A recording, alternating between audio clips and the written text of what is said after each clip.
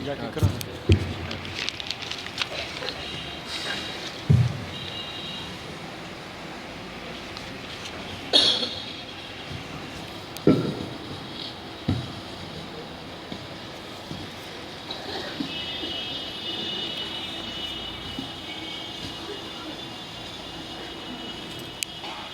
बिस्मिल्लाहिर्रहमानिर्रहीम।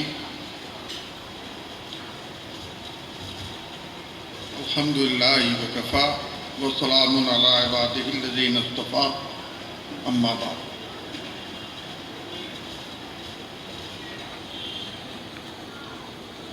हमारे सामने बैठे हुए हमारे बड़े भाई स्वामी चिदात्मन महाराज जी इस स्टेज पर बैठे हुए सारे हमारे बड़े भाई अपने अपने धर्म के धर्म गुरु, आप तमाम सम्मानित भाइयों और बहनों, मैं पिछले साल भी आया था। आपने मुझे वो प्यार दिया था, आपने मुझसे वो मोहब्बत की थी कि आप यकीन जान लो, इस एक साल में कोई दिन ऐसा नहीं गुजरा कि आपकी यादों में हमारा दिल धड़कता न रहा।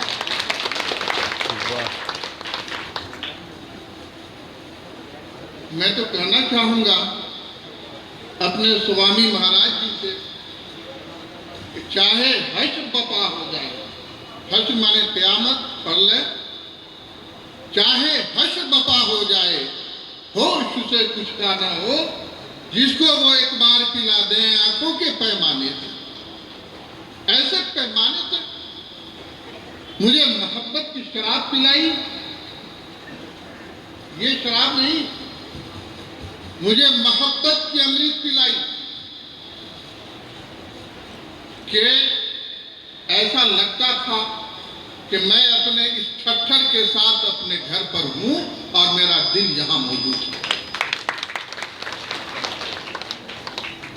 मैं ये महसूस करता हूं कि जब जब हमारे स्वामी महाराज जी इस धरती पर मौजूद रहेंगे और इस धरती पर इनके जैसे लोग आते रहेंगे, इंसानियत, मानव और मानवता के बारे में चर्चाएं होती रहेंगी।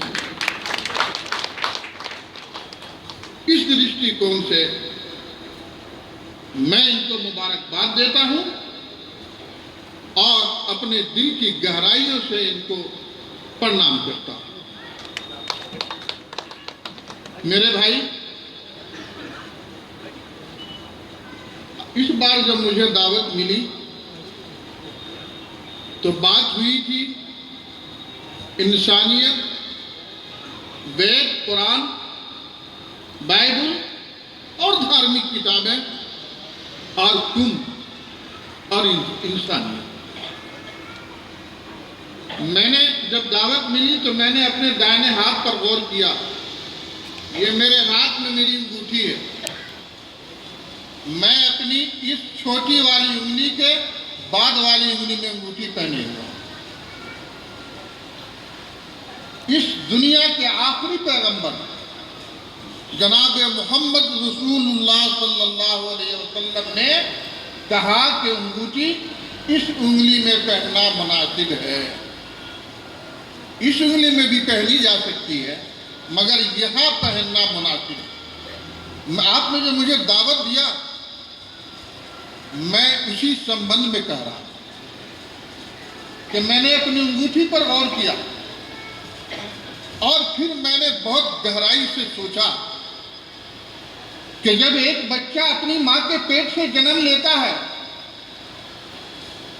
तो उसकी मुट्ठी यूं बंधी होती है, यूं। हमारी माएँ जानती होंगी, यूं बंधी होती है मुट्ठी। ये उंगली जिसे अंगूठा कहा जाता है नीचे होती है और फिर ये उंगली ये ऐसे बंधी होती। लेकिन जब बच्चा माँ के पेट से बाहर आता है तो सबसे पहले उसकी ये उंगली खुलती है, ये उंगली खुलती है। सबसे पहले ये खुलती है और फिर ये बीच वाली खुलती है और फिर ये उसके बाद वाली और फिर सबसे छोटी और उसके बाद ये अंगूठा खुलता है। मुट्ठी यूं बंधी होती है, पहले ये खुलती है। जब मैंने बहुत गौर किया, बहुत सोच विचार किया, तो मैंने देखा कि ये राशि, जिसको आप राशि कहते हैं, 12 राशि, जिसको हम भी उर्दू में ज़ोहर, अतारत, मिस्त्री वगैरह कहा करते हैं, आप भी इसको कन्या, मकर, कुंभ वगैरह वगैरह नाम से याद करते हैं। 12 राशि, जिस वक्त बच्चा अपनी माँ के पेट से बाहर आ रहा है, उस वक्त किस राशि का सामना सूर्य से हो रहा है, डायरेक्ट सूर्य का असर किस राशि पर पड़ रहा है जिस वक्त बच्चे का जन्म हो रहा है। मैंने देखा कि सूरज के अंदर जो रंग है, ये राशियां सूरज के रंग को खींचती हैं। ये जितने रंग है, सब सारे रंग सूरज से ही पैदा होते हैं और ये राशियां सूरज के एक एक रंग को खींचा करती है। कोई राशि किसी और रंग को, कोई राशि किसी और कलर को, कोई राशि किसी और कलर को खींचती है। जिस वक्त बच्चे का जन्म हो रहा है, माँ की पेट से बाहर आया, उस वक्त उसने जब उंगली खोली तो पहले ये उंगली खोली। इसका मतलब ये हुआ कि उस वक्त जो राशि का डायरेक्ट असर इस पृथ्वी पर पड़ रहा था और इस बच्चे पर उसका डायरेक्ट असर पड़ रहा था, वो राशि सूरज का कौन सा रंग देती थी, उस रंग का और उसकी जो खूबी है, वो राशि के अंदर जो जो चीज सूरज से दिखती है, उसका डायरेक्ट असर बच्चे के जिस्म पर सबसे पहले इस उंगली के अगले पोर के जरिए जिस्म के अंदर दाखिल हुआ। उसके बाद फिर ये उंगली खुली तो इसने वो रंग का असर लिया, फिर ये खुली तो इसने असर लिया। हम देखते हैं कि आज हम लाल कपड़ा पहने हुए हैं तो हमारी तबीयत जरा सा बोझल लगती है, और आज हम नीले कलर का कपड़ा पहने हुए हैं तो हमारी तबीयत बहुत खस्सास लग रही है, बहुत उमंगी में हम लगते हैं। आपने फील किया होगा, महसूस किया होगा कि कभी किसी रंग का कपड़ा पहनने से तबीयत बोझल होती है और कभी किसी कलर का पहनने से तबीयत में उमंगी आती है। आपने विचार नहीं किया होगा, ऐसा क्यों? आप विचार करेंगे तो पता चलेगा कि जिस वक्त आपका जन्म हुआ था, उस वक्त कौन सी राशि सबसे आगे थी और किस राशि का डायरेक्ट असर आपके शरीर पर पड़ा।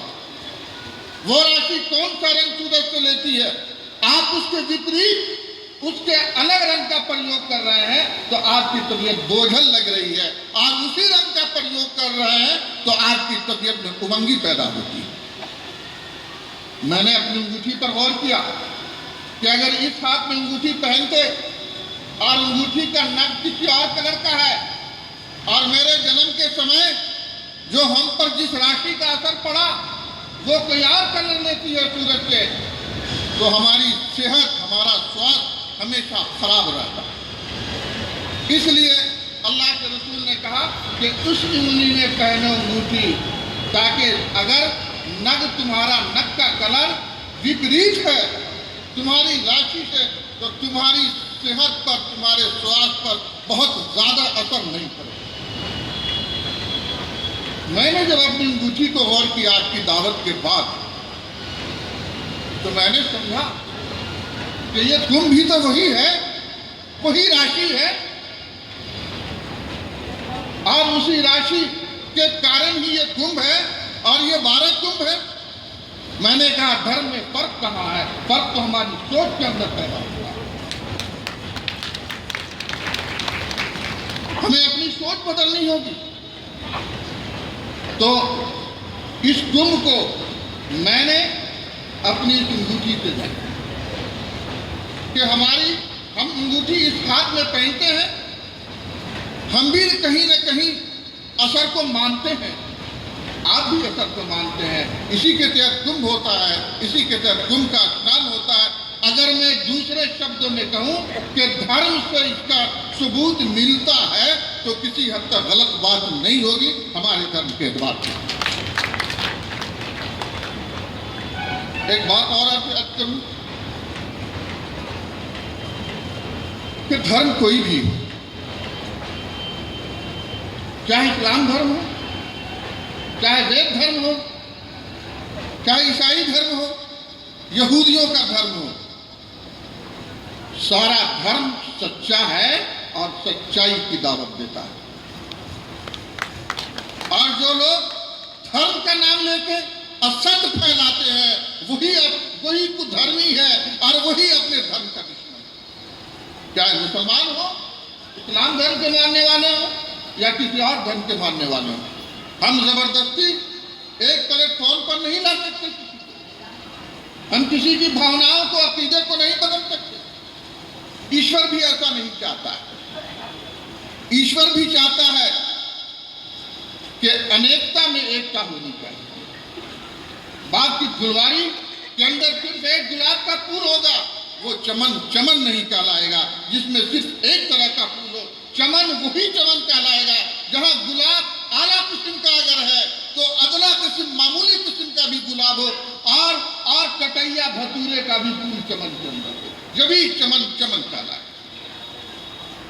सिर्फ एक तरह का फूल हो, ईश्वर नहीं चाहता, खुदा नहीं चाहता, अल्लाह नहीं चाहता। अगर अल्लाह चाहता तो सबका दिल पलट देता और सब एक धर्म का हो जाता, सब ईसाई धर्म का हो जाता। उसके पास तो ताकत है, उसने पैदा किया। वो चाहेगा तो एक हवा के जरिए दुनिया को नेस्त नाबूद खत्म कर देगा। वो चाहेगा तो तूफान और सैलाब ऐसा ले आएगा कि लोग उसमें बह जाएंगे। वो तो दिलों पर राज करने वाला है, दिलों को पलट सकता था और सारे संसार को एक धर्म पर ला सकता था।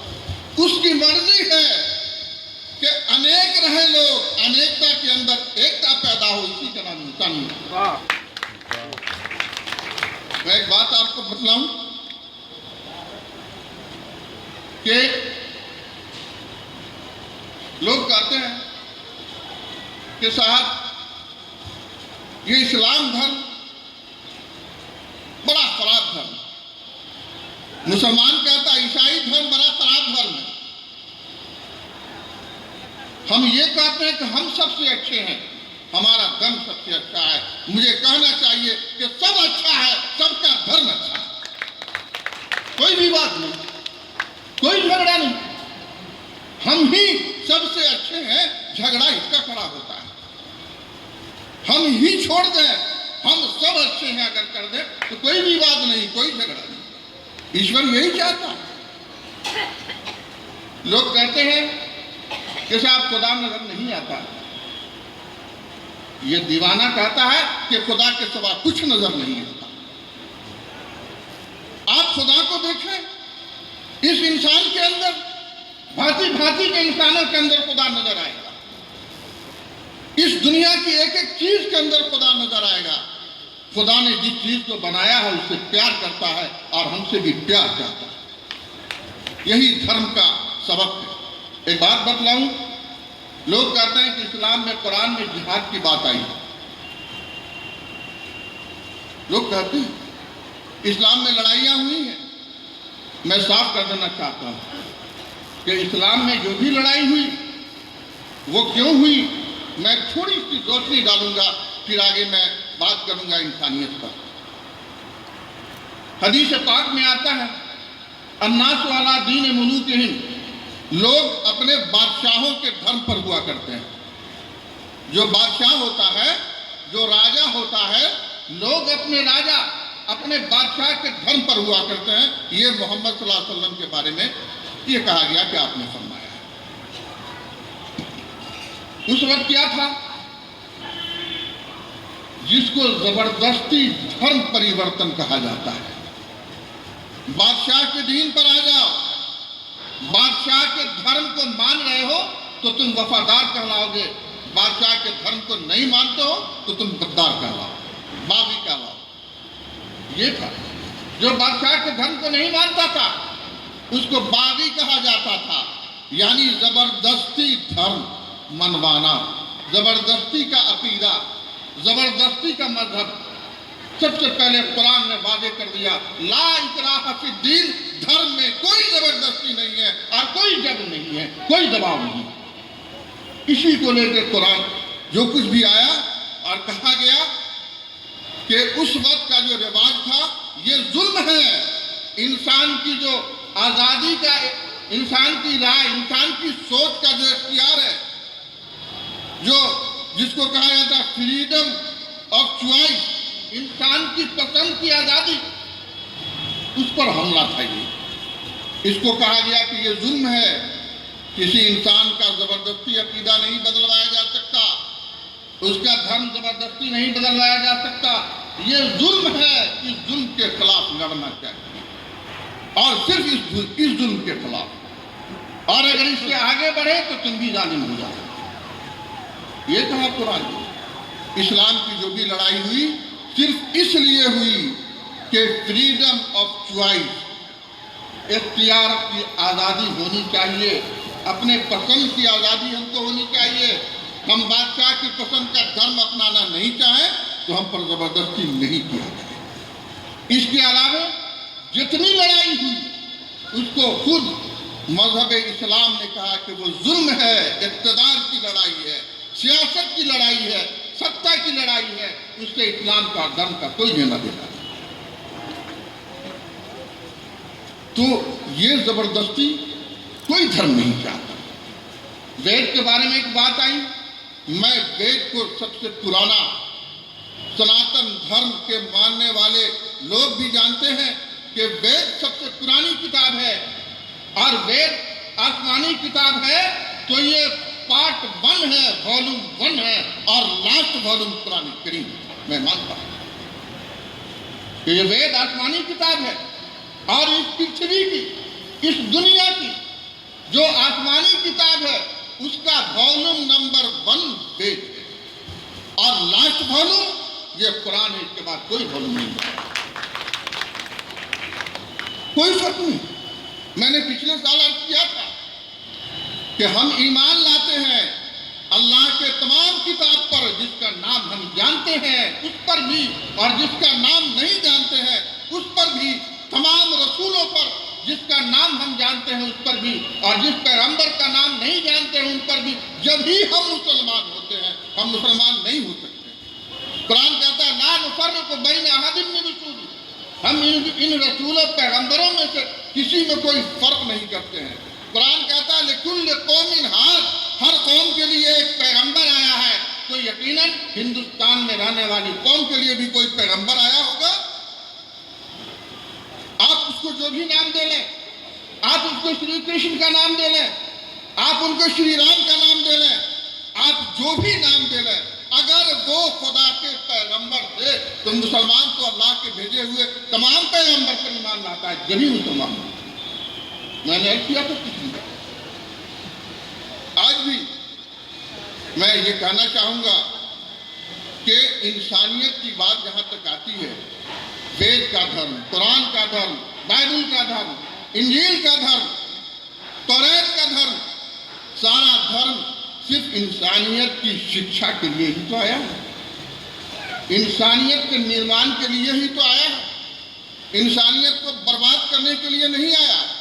और जो शिक्षा धर्म से अलग है वो शिक्षा आज भी इंसानियत को तबाह करती है और इंसानियत को बर्बाद कर रही है। मैं पूछना चाहता हूं कि हिरोशिमा पर लाखों टन बम बरसाने वाली अमेरिकी कौम क्या जाहिल थी? क्या पढ़ी लिखी नहीं थी? नागासाकी पर बम बरसाकर इस दुनिया को हिला देने वाले क्या जाहिल थे? क्या पढ़े लिखे नहीं थे? आज नाइट्रोजन बम बनाया जा रहा है, क्या इससे कुत्ता बिल्ली को मारा जाएगा या इंसानों को मारा जाएगा? इंसानियत को तबाह की जाएगी। आज मिसाइल बनाए जा रहे हैं, क्या चूहा को मारा जाएगा?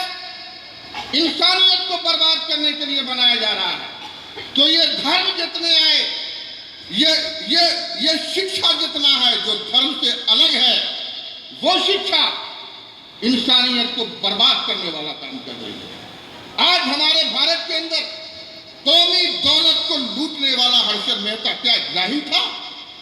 आज हमारे पार्लियामेंट पर आतंकी हमला करने वाला क्या जाहिल था?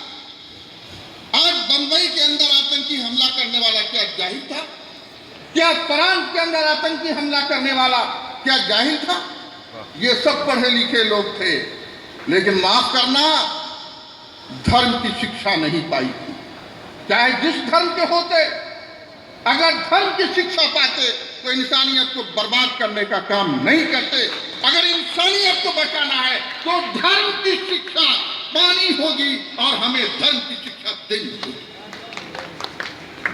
और नहीं तो धर्म के अलावा शिक्षा पाने वाले लोग इंसानियत को बर्बाद करने का काम करेंगे। बहुत ज्यादा वक्त नहीं, हमारे बड़े बड़े लोग आए हुए हैं, हम तो 1.5 घंटा से कम बोलने वाले आदमी नहीं। मेरे गांव में मशहूर है 2.5 घंटा वाला मौलवी साहब, लेकिन मैं तो आपके इलाके का हूं, आप फिर बुलाएंगे मैं फिर आऊंगा। जो लोग बनारस से और दूर दूर से इलाके आए हुए हैं, आप ही के नहीं, मेरे भी मेहमान हैं, और मेहमानों का सम्मान करना जरूरी है। एक बात मैं फिर अर्ज करूं कि इंसानियत को बचाने वाला काम, मानव और मानवता की बात करने का मतलब सिर्फ ये नहीं है कि हम चर्चाएं कर लें। मानव और मानवता का मतलब ये होता है कि हम तमाम लोग मिलकर, और खास तौर से धर्म गुरुओं की जिम्मेदारी ज्यादा बनती है, हम हो या आप हो, धर्म गुरुओं की जिम्मेदारी ज्यादा बनती है, इसलिए कि धर्म गुरु तो इंसानियत ही को बनाने के लिए धर्म गुरु बने हैं। इंसानियत को लड़ाने के लिए, बर्बाद करने के लिए धर्म गुरु नहीं बने। इंसानियत को बांटने का काम राजनीतिक लोग क्या करता है, और धर्म गुरु लोग दिलों को जोड़ने का काम क्या करता है। तो मैं फिर कहूंगा कि मानवता के लिए हानिकारक क्या क्या है, हमें उस पर भी विचार करना होगा। उसके लिए फायदे की चीजें क्या क्या है, हमें इस पर भी विचार करना होगा। आज पूरी दुनिया ग्लोबल वार्मिंग की वार्निंग दे रही है। आज हम परेशान हैं। मैं आपको बतलाऊं कि हवा के अंदर 78.7% नाइट्रोजन गैस हुआ करता है। 78.7।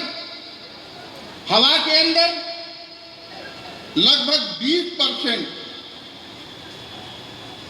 ये उसका ऑक्सीजन हुआ करता है। मैं सिर्फ ये बतलाना चाहता हूं कि हवा के अंदर इतना नाइट्रोजन क्यों? ऑक्सीजन जिससे इंसान की जीवन इंसान सांस लेता है, उसकी मात्रा सिर्फ और सिर्फ 20%। नाइट्रोजन जिससे जीवन खत्म हो सकती है, उसकी मात्रा 70%। जब हम गौर किया तो मालूम होता है कि ये सूरज की जो गर्मी है, अगर नाइट्रोजन कम होता, ऑक्सीजन ज्यादा होता, तो सारा इंसान जल जाता। इसलिए नाइट्रोजन ज्यादा है, ऑक्सीजन कम है। लेकिन आज दुनिया ने तरक्की की, मैं इनकी बात कर रहा था कि आज दुनिया ने तरक्की की, शिक्षा प्राप्त की, और उसको नाम दिया कि हम बहुत विकास कर रहे हैं, हम बहुत तरक्की कर रहे हैं, हम बहुत आगे जा रहे हैं। और तरक्की के नाम पर वो काम किया, फैक्ट्रियां कायम की, जिसका धुआं ऊपर जाकर छा गया, ऐसी मकान बनाया जिसकी वजह से पर्यावरण जो कर रहे हैं ये डैमेज हो रहा है। और आज इंसानों की जिंदगी खत्म होने वाली है। पूरी दुनिया के साइंसदान वार्निंग दे रहे हैं, लेकिन मैं कह रहा हूं कि दुनिया अगर खत्म हो जाए, इसका दोषी कौन? इसका दोषी सिर्फ और सिर्फ वो शिक्षित लोग हैं जिन्होंने धर्म की शिक्षा नहीं पाई है, सिर्फ शिक्षा पाई है। आज बन जाओ धर्म की शिक्षा प्राप्त करो। तुम्हें इंसानियत और इंसान के लिए हानिकारक एक एक चीज इंसान का दुश्मन नजर आएगी, और तुम खुद इंसानियत को बचाने के लिए आगे आओ। मैं पूरी दुनिया के लोगों से कहना चाहता हूं कि बात ना हो तो नफरत क्यों बांटते हो? बांटना हो तो प्यार बांटो, मोहब्बत बांटो। और यही तो कहा खुदा है क्या? आस्थी भांति प्रीति। अगर शब्दों के बोलने में हमसे कुछ उलट फेर हो रहा हो तो माफ कीजिएगा। मैं बहुत बड़ा हिंदी नहीं जानता हूं, बहुत ज्यादा। मैं अरबी का स्कॉलर हूं, अरबी से मैंने पीएचडी डॉक्टरेट किया है। तो आस्थी भांति प्रीति, आस्थी के माना ये है, शायद मैं नहीं समझ रहा हूं, आप लोग ज्यादा जानते होंगे। आस्थी के माना ये है और भांति के माना बयान करना, बोलना, और प्रीति के माना प्रेम, मोहब्बत। खुदा का तस्वुर ही ये है, आस्थी भांति प्रीति, कि वो मोहब्बत बयान करता है, यानी वो मोहब्बत चाहता है, प्यार चाहता है। मैं एक बार फिर कहना चाहूंगा कि सारी दुनिया को एक आसमानी किताब पर हम जमा नहीं कर सकते, सारी दुनिया को हम एक धर्म पर नहीं ला सकते। लोगों की सोच भिन्न है, लोगों के ख्यालात अलग अलग हैं, डिफरेंस ऑफ ओपिनियन अलग अलग। डिफरेंस ऑफ ओपिनियन अच्छी बात है, बुरी बात नहीं। हमारे कुछ भाई बिगड़ जाते हैं कि मेरी ये सोच है, मैंने ये राय दी थी, मौलाना साहब यूं कह रहे हैं। डिफरेंस ऑफ ओपिनियन अच्छी बात है, ये खराब बात नहीं। अगर दो आदमी बैठे हो और दोनों में किसी बात पर कोई डिफरेंस ऑफ ओपिनियन ना हो तो समझ लीजिए कि दोनों में से कोई एक पागल जरूर है। बात नहीं समझ में आई मेरी? अगर दो बैठे हो और दोनों में से किसी को किसी बात में भी कोई डिफरेंस ओपिनियन ना हो तो आप समझ लीजिए कि दोनों में से कोई एक पागल जरूर है। मियाँ बीवी है, उसकी सोच में फर्क होता है, उसके विचार में डिफरेंस होता है। तो डिफरेंस ऑफ ओपिनियन अच्छी चीज है, डिफरेंस होना चाहिए। सारे डिफरेंस के बावजूद, सारे धर्मों के बावजूद हमें ये सोचना होगा कि हम सब कुछ हैं, लेकिन पहले इंसान है, उसके बाद भी कुछ। लेकिन हम ये नहीं सोचते। और आज इंसानियत कहाँ जा रही है? आज भाई भाई का दुश्मन बना हुआ। हमारे अभी पहले बोलने वाले हाफिज साहब ने कहा कि भाई एक कौआ को चोट नहीं मारता, एक गधा गधे को दुलत्तर नहीं चलाता है, एक शेर को नहीं चीरता है, पालता है। लेकिन ये आज का इंसान इंसानों को चीर रहा है, फाड़ रहा है। मुझे कहने दीजिए कि सांपों से सांप लिपटे रहे प्यार से, मगर सांपों से सांप लिपटे रहे प्यार से, मगर इंसानियत को आज का इंसान डस गया। सांप को नहीं डसता, लेकिन आज इंसान को डस रहा। अब बड़ा अफसोस उस वक्त होता है, बहुत अफसोस होता है, माफ कीजिएगा हमारे भाई लोग, बड़ा अफसोस होता है जब हम और आप धर्म के नाम पर इंसानों को बांटने का काम करते हैं। तो अपने धर्म के हम लोग खुद दुश्मन हुआ करते हैं। धर्म बांटता नहीं, धर्म तो जोड़ता है, धर्म प्यार कराता है, धर्म इकट्ठा करता है। और आज हम इंसानियत के बारे में कुछ नहीं सोचते। मैंने पिछले साल अर्ज किया था कि शायद इंसानियत तो जहां जिस दुख और दर्द में पहले तड़पती थी, इंसानियत आज भी तड़पती है।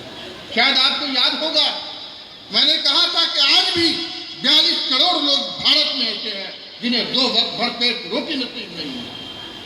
मैंने पिछले साल अर्ज किया था कि आज भी लोग लाइन होटलों के नजदीक और रेलवे स्टेशनों पर फेंके हुए जूठे पत्ते चाटने पर मजबूर है। आज भी जाके देख लीजिए, क्या वो इंसान नजर नहीं आते? क्या हमें उनकी सेवा नहीं करनी चाहिए? क्या वो हमारी हमदर्दी के लायक नहीं? इंसान की कोख से जन्म लिया है, इंसान है, और इंसान होकर ही वो मरेगा। उसकी सेवा करना यही इंसानियत है। मेरे भाई, मैं आपका ज्यादा वक्त नहीं लूंगा, बड़े बड़े लोग हैं, मुझे भी अभी जाना है। कल पटना में एक बड़ी मीटिंग में शरीक होना है मुझको, ऑल इंडिया प्रोग्राम है, तो मैं भी चाहता हूं कि जल्दी भागूं। जी बहुत चाहता था कुछ लंबी बात करने, कुछ लंबा सोच के आई थी, समय इतना कम मिला कि साहब गंगा के पानी को कूजे में तो खड़ा नहीं जा सकता है, गंगा तो गंगा। तो हमारे भाई लोग गंगा स्नान मौजूद है, अब ये लोग अपनी बात रखेंगे। मुझे इजाज़त दीजिए, आपके साथ मुझे बैठना, आपके साथ मुझे बात करना बहुत अच्छा लगा।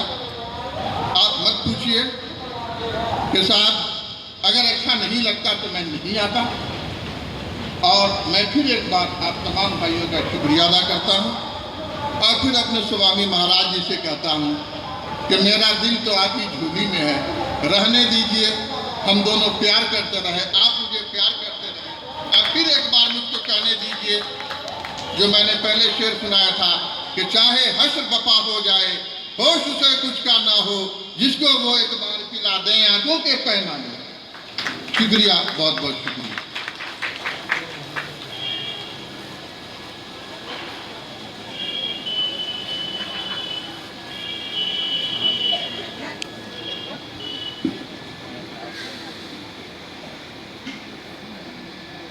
इनकी अंतरात्मा की कुछ ऐसी आवाज, धर्म बांटता नहीं जोड़ता है, वास्तविकता है। नजर को बदल दो नजारे बदल जाते हैं, मन को बदल दो सितारे बदल जाते हैं। कश्ती बदलने से क्या हासिल, दिशा को बदल दो किनारे बदल जाते हैं। दिशा को बदलने की जरूरत है। धर्म मजहब नहीं सिखाता आपस में बैर रखना। मैं एक चीज लेकिन बड़ा ही गौर से उस समय से मंच पर बैठे बैठे आत्ममंथन कर रहा था। एक छोटा सा बच्चा भी अगर आया है तो उसने भी अपनी अंतरात्मा की आवाज बड़ी वेदना के साथ रखा। और मेरे साथ तमाम ऐसे लोग, इन्होंने कहा यही शिक्षा है जो अपने को शिक्षित करने वाले हैं, उस मजहब को दूर रखकर, इंसानियत को सामने रखकर अगर सोचें, आत्ममंथन करें, कहीं मेरी भी तो नहीं गलती हो रही है। अगर मेरी गलती कहीं से हो रही है तो मैं अपने में सुधार जरूर करूं। और मैं अपने सुधार की बात अगर कहीं बतलाता हूं तो दूसरे पर भी एक प्रभाव पड़ता है कि तुम सुधरोगे, मैं सुधर रहा हूं, मैं बदलूंगा, तुम्हें बदल कर रखूंगा।